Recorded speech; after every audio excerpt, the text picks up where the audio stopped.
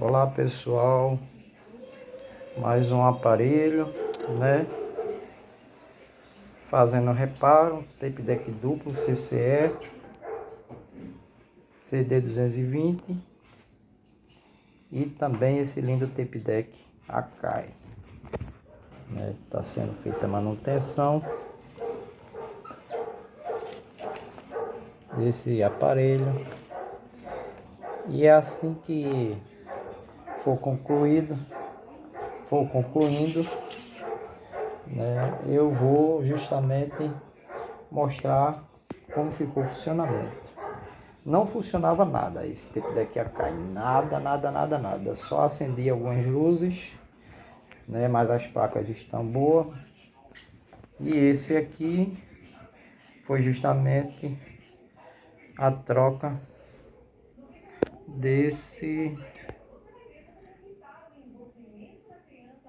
dessa carretilha que desgastou-se com o tempo.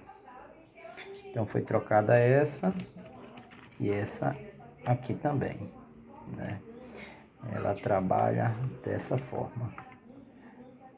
Então estava faltando só isso aí e eu consegui, né?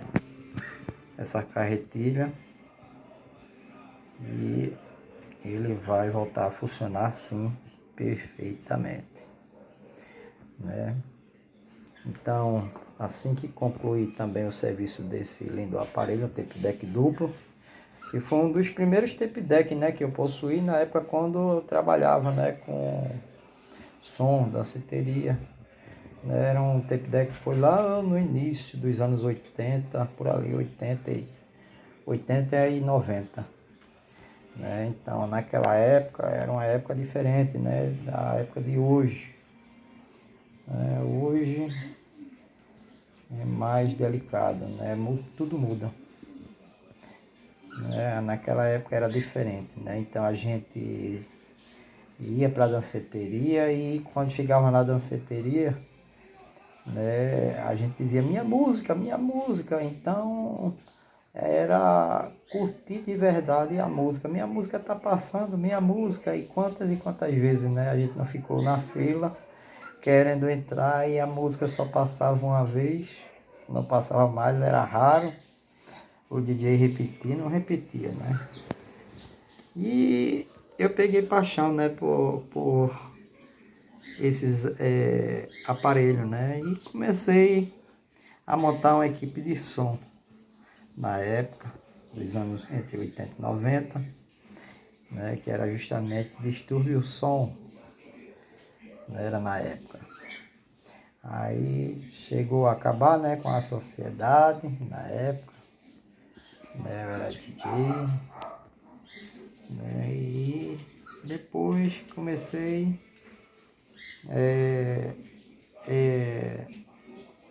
a justamente trabalhar, né, em outros setores, que foi funcionário público. Depois eu fui e comecei a comprar, né, esses aparelhos, né. Aí eu fiquei com alguns aparelhos também da época, né. Vendi alguns, aí depois comecei a comprar devagarzinho, um por um. Aí foi anos e anos e anos e anos e anos. Né? Ninguém compra isso tudo de uma vez só. Né? A gente tem outras prioridades, né? Em casa, responsabilidade. E tudo tem que ser do conceito da nossa esposa, né? A gente tem que perguntar, ver como é que está o nosso orçamento para depois a gente fazer uma compra. E muitas vezes a gente compra parcelado, né? Porque só quem tem condições melhores é que compra à vista. Então, como eu repeti, esses aparelhos foram adquiridos todos eles no Mercado Livre, né, danificados. E como eu aprendi eu mesmo efetuar o conserto, aí eu mesmo faço os devidos reparos, né? Eu consigo, né, adicionar ele para funcionar totalmente e coloco ele justamente, às vezes, alguns para venda e outros eu deixo como um hobby, né, que a gente tem que ficar, né, na coleção. É conforme vídeos vocês verem aí. A gente vende um, vai comprando outro melhor, aí depois conserta, aí depois compra outro novamente, né? Porque esses aparelhos, eles só tem valor funcionando, minha gente. Ele quebrado não tem valor nenhum, não. Era muito barato. Mas ele funcionando, ele é caríssimo. Fica muito caro. Né? Então, tem que ter o dom, né? Como eu falei para vocês, né? De ter zelo e cuidado. Muito cuidado, né? Porque tem ideia que tem que ter muita paciência para mexer nele. Como eu falei para você, né, para vocês, não é que ele não tenha defeito também eletrônico, não, ele pode dar defeito, tem eletrônico, tem alguns componentes desses, né, algum resistor, algum transistor, algum capacitor pode estar estourado, né, algum transistor desse pode estar também danificado, né, e assim vai, né, um transformador desse pode ser ligado errado, né, às vezes ele é 110, a pessoa liga 220, pode queimar, e assim vai. E as borrachas também, né, apresentam defeito, elas se rompem com o tempo, como eu falei no Nordeste, elas se rompem mais rápido porque aqui é quente, no Sul demora mais, né? Só que no Sul os componentes aqui estragam mais rápido, né? Por quê? Porque lá é mais úmido, né? Então requer um certo cuidado com as placas, né? Porque eles podem enferrujarem, eles podem, né, danificar mais rápido. Então a placa sofre mais no sul. Já aqui no Nordeste não, as placas sofrem menos. Por quê? Porque não é tão úmido. E as borrachas no sul, elas sofrem menos. Por quê? Porque lá é úmido, então ela tem uma durabilidade bem maior, né? Então cada lugar é cada lugar, né? Lá é mais frio o ano todo e no Nordeste é mais quente, como eu falei. Então a necessidade de troca de borrachas no Nordeste é maior, né? Que é justamente como eu falei para vocês, né? A borracha ela tem que ser milimetricamente sob medida, porque senão não vai dar certo, vai dar errado, né?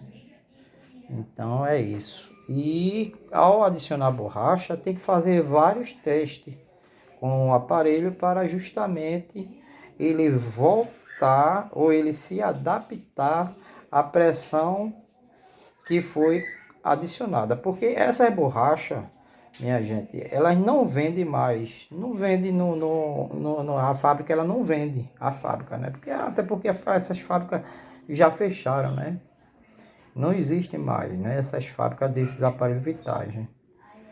Então, vintage é vintage, né? São aparelhos de 1960, 70, 80 e 90.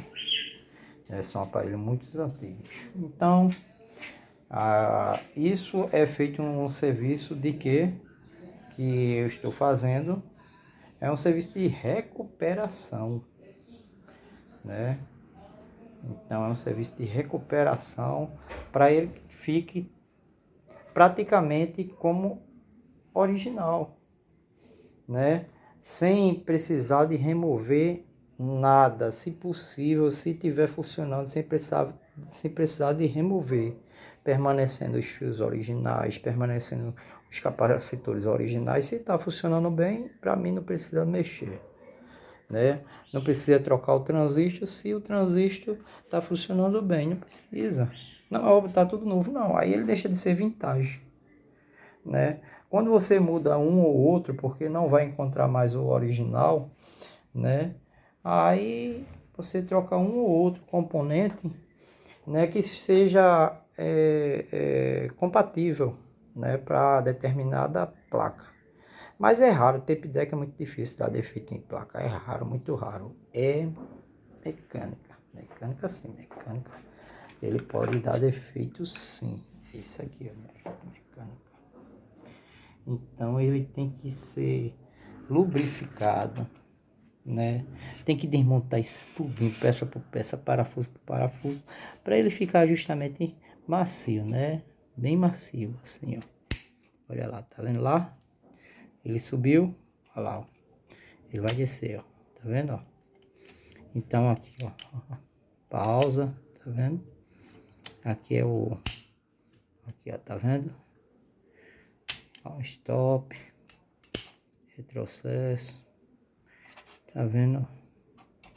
Aí aqui vem o stop, play, pausa. Tá vendo?